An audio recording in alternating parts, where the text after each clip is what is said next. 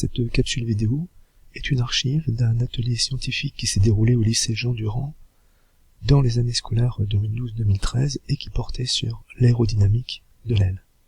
Le projet s'appelait alors « Elle a un beau profil » et dans le cadre de ce projet, on a étudié un certain nombre de choses, dont au départ l'écoulement laminaire tel qu'il est défini par Reynolds. Alors Reynolds définit dans les années 1880 des écoulements, soit laminaires, les couches d'eau ne se mélangent pas, soit turbulentes, les couches d'eau se mélangent, en faisant une expérience d'écoulement dans un tube en verre, et on a essayé de reproduire cette expérience. Alors pour ça, eh bien, on avait un tuyau en verre, dans lequel on a fait circuler de l'eau qui était alimentée directement ici par le robinet. On récupère à la sortie l'excédent d'eau et on injecte une solution colorée de bleu de méthylène à travers le bouchon percé qui se trouve là, qui va libérer tout doucement eh bien, le bleu de méthylène dans le flux d'eau. Donc on voit ici eh bien, l'écoulement qui s'effectue, il y a une petite perturbation, et cette petite perturbation qui va se déplacer entre deux traits repérés à 10 cm nous permet de calculer la vitesse. Ici par exemple, eh bien, tout le long du tube, on voit la trace du bleu de méthylène qui apparaît, il n'y a pas de turbulence, et il y a un filet qui est observé tout le long du tube, on est bien ici dans un écoulement laminaire. Reynolds a défini un nombre qui s'appelle le nombre de Reynolds, qui selon sa valeur définit si l'écoulement est laminaire, turbulent ou transitoire. C'est la vitesse que multiplie une dimension caractéristique de l'écoulement, ici pour nous ce sera le diamètre du tuyau, sur la viscosité dynamique de l'eau. Alors pour calculer ce nombre de Reynolds, il faut déterminer la vitesse de l'écoulement, et pour ça il y a deux méthodes. Soit on mesure le temps qui est mis par une perturbation pour parcourir 10 cm qui sont repérés sur le tuyau, soit on mesure le débit avec un chronomètre et une éprouvette graduée à la sortie du dispositif. On va récupérer donc un certain volume d'eau et en fonction du temps et de la surface, on va pouvoir déterminer la vitesse. On retrouve ici des vitesses qui sont à peu près comparables. Pour calculer le nombre de Reynolds, eh bien on va prendre cette vitesse, on va multiplier par la dimension du tuyau, ici son diamètre, et puis on va diviser par la viscosité de l'eau, on trouve un nombre de Reynolds de 50, qui correspond bien à un écoulement laminaire. La seconde chose qu'on a étudiée, c'est les écoulements de filets d'eau le long d'un profil d'aile. Alors pour ça, on a repris notre table à écoulement. Donc c'est de l'eau qui circule sur cette sable. On a mis des petites ficelles qui flottent à la surface de l'eau et qui délimitent des lignes de courant. Et on va mettre un profil et on va regarder ce qui se passe. Donc on a placé le profil dans la table à écoulement, l'eau circule, on va placer des petites billes de polystyrène ici, en amont, et on va vérifier que les billes de polystyrène se déplacent un peu plus côté extrado que de l'intrado. Là il y a une accélération des billes de polystyrène. Encore une fois peut-être. Voilà, hop là. On peut traiter cette vidéo avec un logiciel de pointage qui nous permet de calculer les vitesses d'écoulement. Et on s'aperçoit qu'effectivement, la vitesse à l'extrado est légèrement supérieure à celle qu'on a à l'intrado. Ensuite, on s'est intéressé à la pression dynamique. Alors, qu'est-ce que c'est que la pression dynamique? Eh bien, c'est la pression exercée par un fluide sur un objet qui est à l'origine des forces qui vont s'opposer au déplacement de l'objet dans ce fluide, ou qui au contraire vont exercer sur cet objet une force qui va avoir tendance à le repousser. Comment mesurer une pression? Il y a différentes possibilités. Nous, on a choisi d'utiliser un manomètre avec de l'eau colorée. Et lorsqu'on a une différence de niveau avec la pression atmosphérique, eh bien la pression à mesurer, on peut la calculer, parce que c'est le produit de la hauteur H que multiplie la masse volumique de l'eau, que multiplie G l'intensité du champ de pesanteur. Donc avec un manomètre, c'est assez facile de déterminer une pression. Voilà comment on s'est intéressé à la pression dynamique. On a pris notre manomètre, on a pris un tuyau qu'on a mis face à une soufflerie, et on a pu mesurer la pression dynamique à cet endroit-là. Parce que cette pression dynamique, eh bien, ce sera la hauteur d'eau que multiplie sa masse volumique que multiplie G. On a aussi pu mesurer la vitesse d'écoulement de l'air. On a pris un anémomètre pour faire ça, et on va essayer de vérifier que le produit de la pression dynamique, c'est 1/2 fois la masse volumique de l'air fois V au carré. Donc le dispositif, c'est une soufflerie, un manomètre qu'on va placer devant la soufflerie avec un tuyau face à la soufflerie, et un anémomètre, on va voir donc on a une soufflerie, devant on va placer un tube qui est relié à notre manomètre. On voit ici la pression qui apparaît, ça fait à peu près 3 cm. Et on va prendre un anémomètre pour mesurer la vitesse d'écoulement de l'air. Donc on va le placer devant le flux, et on va mesurer directement la vitesse en mètres par seconde, et on obtient à peu près 21 mètres par seconde. La pression dynamique donnée par le manomètre, c'est donc à peu près 3 cm que multiplie la masse volumique de l'eau, que multiplie G, donc ça fait à peu près 300 pascal. Et si on calcule la pression dynamique à partir de la vitesse, c'est 1/2 de la masse volumique de l'air fois V au carré, et on obtient à peu près 290 pascal.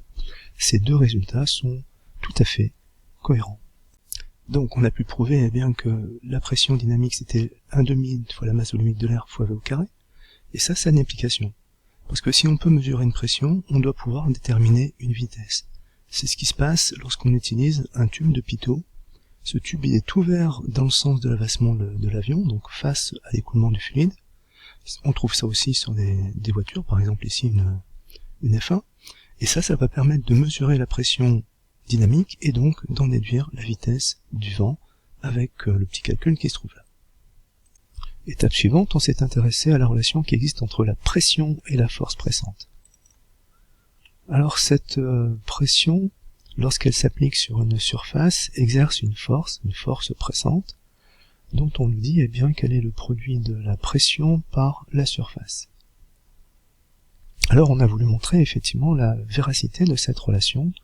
La force pressante est égale à la pression fois la surface. Voici notre dispositif, on a pris une seringue avec de l'air à l'intérieur. Pour l'instant la pression à l'intérieur et la pression à l'extérieur sont identiques, et le piston est à l'équilibre.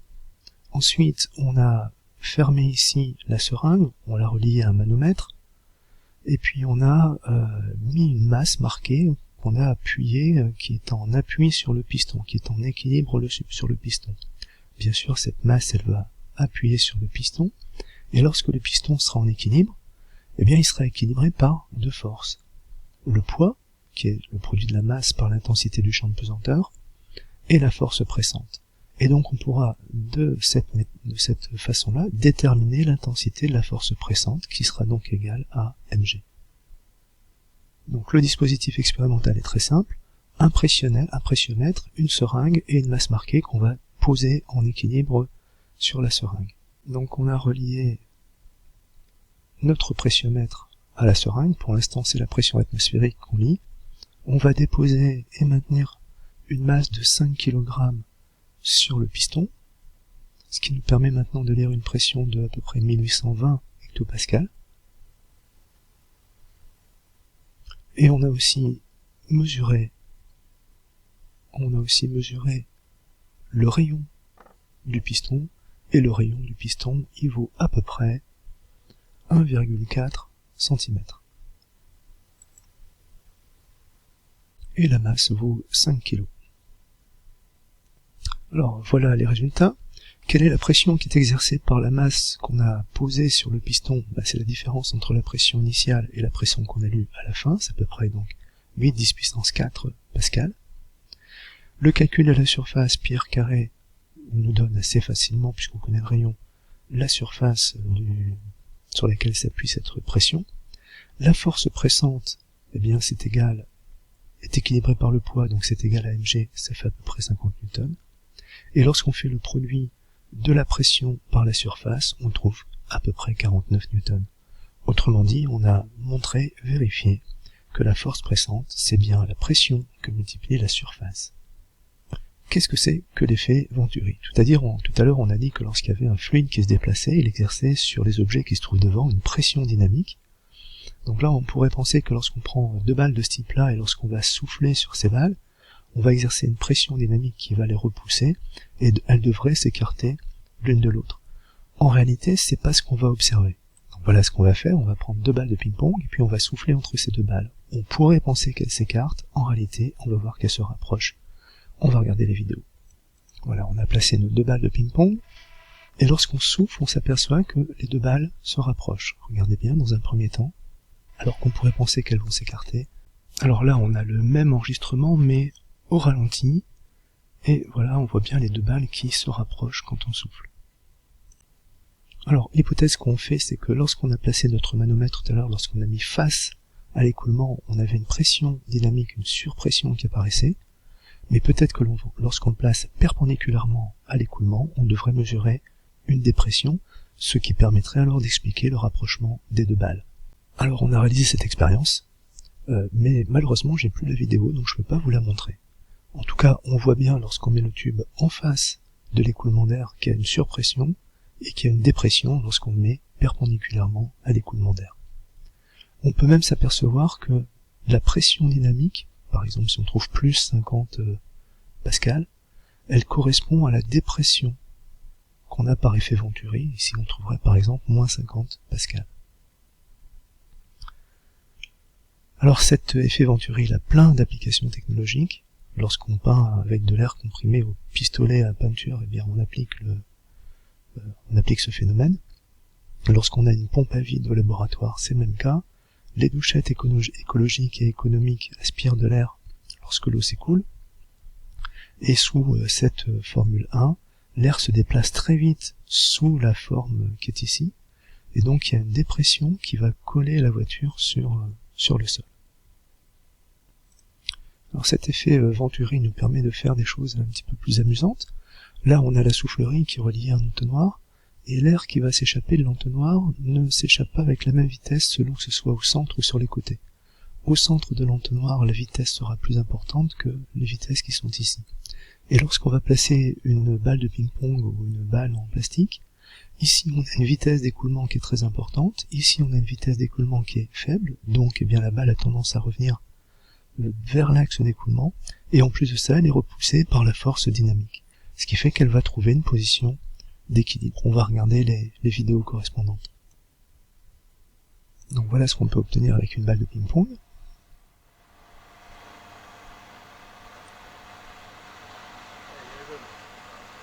Donc voilà ce qu'on peut obtenir avec cette balle en plastique.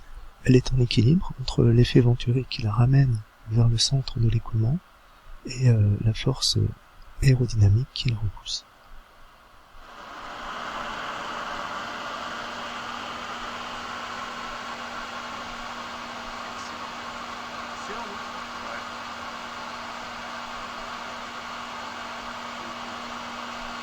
Donc l'effet Venturi va nous permettre d'expliquer ce que c'est que la portance.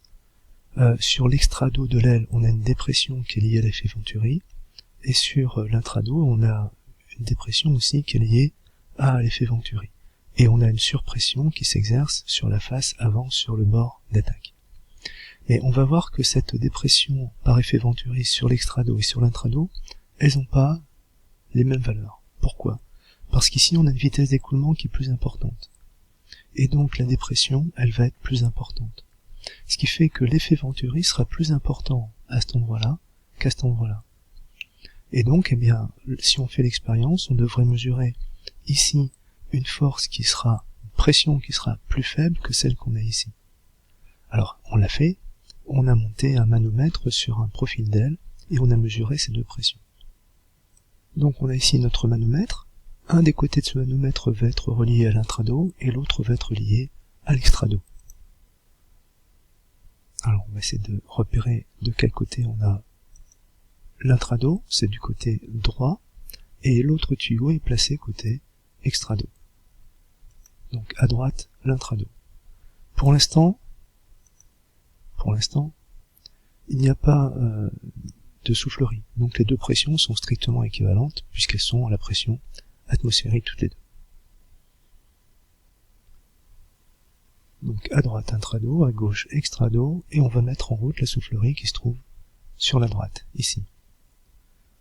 Donc on met la soufflerie en route, et on s'aperçoit maintenant que au niveau de l'intrado, on a une pression plus importante que celle qu'on trouve au niveau de l'extrado. Alors comment est-ce qu'on peut expliquer l'existence de la portance? Eh bien, la force pressante à l'intérieur sur l'intrado est supérieure à la force pressante sur l'extrado, et ça se conclut par une résultante qui est dirigée de l'intrado vers l'extrado et qui s'appelle la portance. Parlons maintenant du coefficient aérodynamique et de la traînée. On a vu précédemment que la pression dynamique est à l'origine de la traînée, la force qui s'oppose au déplacement de l'objet dans un fluide, ou qui s'oppose au déplacement du fluide. Si la traînée, c'est la force pressante exercée par l'air sur la face avant de l'objet qui se déplace, ça devrait être de la forme 1/2 de S fois la masse volumique de l'air fois V au carré. Est-ce qu'on peut vérifier ça? Voilà le dispositif expérimental qui nous a permis de montrer que T est de la forme 1/2 de S fois la masse volumique de l'air fois V au carré. On a une petite surface en polystyrène sur laquelle on va envoyer un flux d'air pour lequel on va pouvoir mesurer la vitesse. La force qui correspond à la traînée va venir appuyer sur le plateau de la balance et on va ici mesurer l'équivalent d'une masse en grammes. On peut montrer que la masse en grammes qui s'affiche sur le plateau devrait être de la forme de 1,3 fois V au carré si tout ça est bien respecté. Dans ce petit tableau, en fonction de la vitesse d'écoulement de l'air, voici les masses qu'on s'attend à mesurer sur la balance. Donc voilà le dispositif. On a la soufflerie, la surface, la balance et la mesure de la vitesse d'écoulement. Ici on trouve à peu près 1,3 mètres par seconde, ça devrait correspondre à une masse de 2,2 grammes, et on s'aperçoit sur l'indicateur de la balance qu'on trouve quelque chose comme 2,2 grammes. Donc on a montré que la traînée c'est bien l'équivalent d'une force pressante, donc de la forme 1/2 de S fois ρ fois V carré. En tout cas, c'est la traînée pour un objet d'une forme très particulière, avec une surface complètement plane. Il y a peu d'engins, peu d'avions qui se déplacent dans l'air avec des surfaces complètement planes, c'est pas le profil d'une aile. En réalité, cette valeur-là, elle aurait été très variable selon qu'on ait des surfaces, des bords d'attaque différents. On pourrait s'imaginer que le meilleur des bords d'attaque serait une pointe comme ça. En réalité, le bord d'attaque n'a pas beaucoup d'importance, ce qui est important c'est plutôt le bord de fluide. Donc c'est ce profil-là qui, dans ce sens d'écoulement du fluide, aurait le meilleur résultat. Comment tenir compte de la forme dans le calcul de la traînée? Eh bien, en faisant intervenir un coefficient qu'on appelle le coefficient de traînée Cx, qui est inférieur à 1, inférieur ou égal à 1, qui va modérer la valeur de la traînée. Alors ce Cx, eh bien, c'est essentiellement quelque chose qui est mesuré, c'est un résultat expérimental. Alors évidemment, il y a quelques formes particulières pour lesquelles on a des coefficients de traînée qui sont des coefficients ici théoriques. Par exemple, eh bien, on peut dans ces souffleries mesurer les Cx des voitures. Une voiture actuelle a un Cx qui vaut à peu près 0,3. On peut comparer au Cx d'une aile de planeur qui a une valeur de 0,01, donc qui est beaucoup plus efficace en termes de traînée. Ces travaux ont été présentés au concours Fête de la Science à Montpellier en avril 2013. Voilà, et bien merci pour votre attention.